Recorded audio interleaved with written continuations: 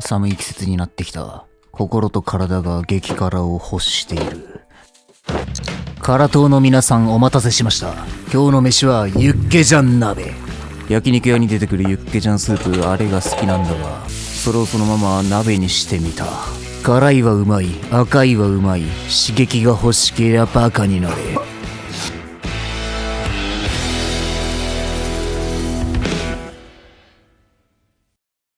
てなわけで、今日使う物はこいつらだ。まずはデアコン。だいたい 150g ぐらいのサイズに切り落としたら、皮を厚めに剥く。かつら剥きが苦手な場合はピーラーを使うといいだろう。皮を剥いたらこいつをイチョウ切りにする。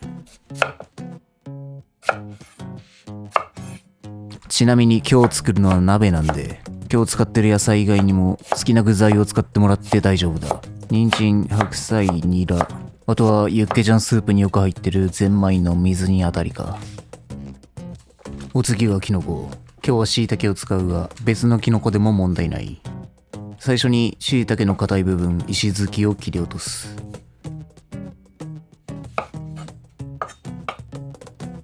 そしたら軸を切り落として、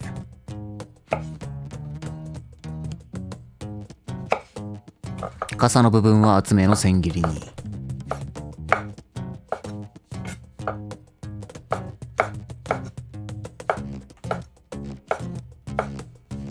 軸の部分も食えるし、いい出汁が出るんでここも使ってやる。こいつは適当に手で裂けばいい。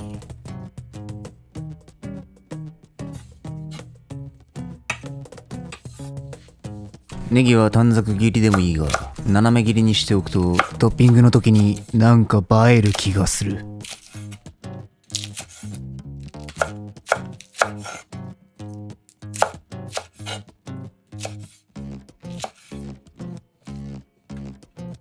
そしてニンニクを1片から2片とか言ってると、韓国人の方からよくニンニク少ないですねとか言われるんで、今日も一玉使っちゃいます。大和魂を見せてやるよ。アイアムラストジャパニーズサムライで、皮を剥いていくわけだが、前回の動画でやったレンジを使った剥き方は結構香りが飛んじゃうんで、今回は別のやり方でやっていく。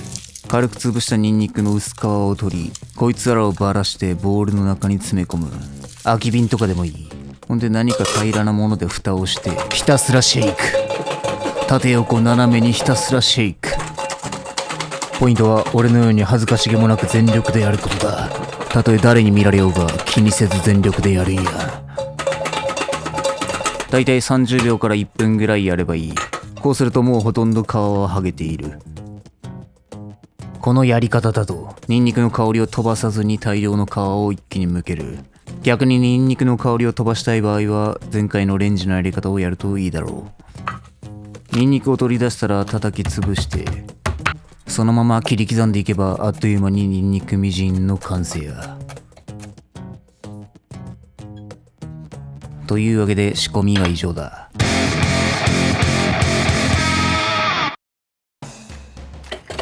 土鍋とフライパンをセットし、お湯を沸かしておく。水は1リットルだ。フライパンにごま油を入れ、刻んだニンニクを投入。点火し、フライパンを温める。ニンニクがシュワシュワいってきたら弱火に落とし、じっくりと香りを引き出していく。ニンニクがきつね色に色づき香りが立ってきたらキムチを投入。今日使うのはチョンカキムチ。韓国本場のキムチだ。ドンキに売っていた。こいつが味のベースになるので、なるべく現地のものを使った方が本場っぽい味わいになるだろう。キムチは炒めると酸味が和らぎ旨味が増す。軽く混ぜ合わせたら大根と椎茸も投入。こいつらもキムチと一緒にあらかじめ炒めておく。煮る前に炒めることで野菜やキノコの持つ旨味香りが引き出される。さらに辛みが欲しい場合はこの時点で唐辛子を追加する。今回使うのはカルディに売っていた韓国産唐辛子粗挽き。韓国の唐辛子は日本の唐辛子と比べてただ辛いだけではなく、辛みの中に甘みやコクがある。さらに同じく韓国産の細挽き唐辛子、こいつもブレンドしていこう。ちなみに粗挽きと細挽きの使い分けだが、粗挽きは赤い色味を出すことに使われ、細挽きは具材の中に辛みを染み込ませるために使う。まあここまでこだわる必要はない。なお辛みは後でも調整できるし、この後コチュジャンも入るんで、この段階ではほどほどにするように。今作ってる人は重度の刺激中毒者なんで、辛いのが苦手な人は絶対に真似をしてはいけない。それぞれ各大さじ1杯ぐらいが万人が美味しく食べれる範疇だ。唐辛子は炒めることで香りが引き立つ。ああ、この刺激臭最高のつまみだ。唐辛子から香りが立ってきたら牛バラ肉を投入。肉は火を通しすぎると硬くなるので順番は最後だ。この後ちょっと煮込むんで軽く肉の色が変わる程度に炒めればいい。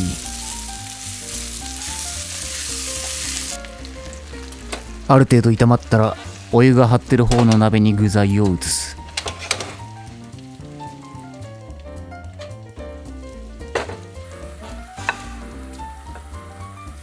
フライパンのこびりつきには旨味が詰まってるんで、酒か水でこそぎ落としてこいつも鍋の中に入れる。そうしたら調味や。今回はスープというより鍋なんでしっかりと味付けしていく。みりん、醤油、味噌を各大さじ2ずつ。ベースはこれだが、これをちょっと変えて韓国風の味付けにする。醤油大さじ1をナンプラーに変更。これで本場感が増す。ちなみに韓国ではカナリエキスという魚醤を使うが、スーパーに売っているナンプラーやニョクマムで十分対応できる。そしてコチュジャンを大さじ2。辛いのが苦手なやつはおとなしく味噌を使うんだ。そしてタシだ。牛肉の出汁だってね。こいつを大さじ1。大抵のスーパーで売ってるが、なかったら鶏ガラスープの素でもいい。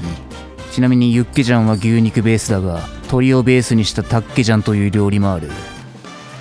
味付けが終わったらもやしをぶち込んで、青ネギを散らす。そしてもやしにシャキシャキ感が残る程度に軽く火を通す。最後にとどめのブラックペッパーをお好みで回しかけたら完成だ。ユッケジャン鍋。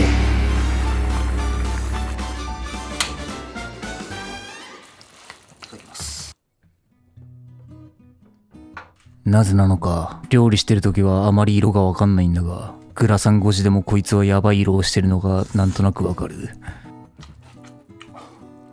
辛い辛い辛い辛い辛い辛いだがそれがうまい。赤いスープは大体うまいんです。韓国の唐辛子はやはり一味も二味も違う。辛みの奥に押し寄せるとんでもない旨味。とにかくこのスープめちゃくちゃうまい。韓国料理屋で出てきても全く違和感のないレベル。この辛うま癖になる。こんなに辛いのに人間とは恐ろしいもので、この刺激に慣れてくる。そしてだんだん物足りなくなってくるものだ。というわけでおい唐辛子失礼します。中毒とは恐ろしい。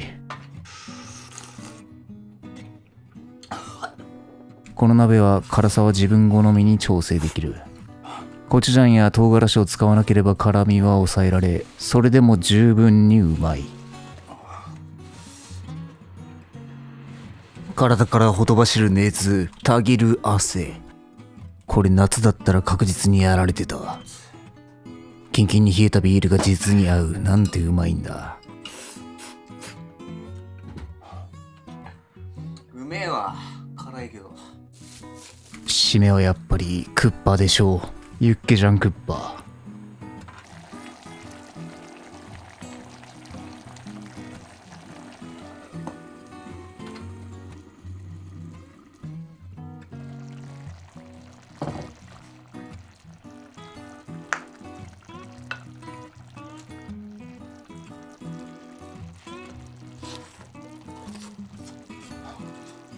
こんなもんうまいに決まってる。こいつでとどめだ。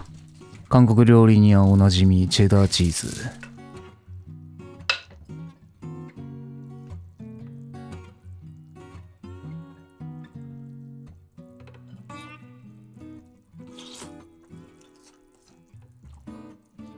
ああ、悪魔的だ。なんだこれは。犯罪的なうまさだ。赤いスープって体に悪そうなのになんでこんなにうまいんだろう。とりあえず明日のトイレが心配でならない。うますぎる。ごちそうさまでした。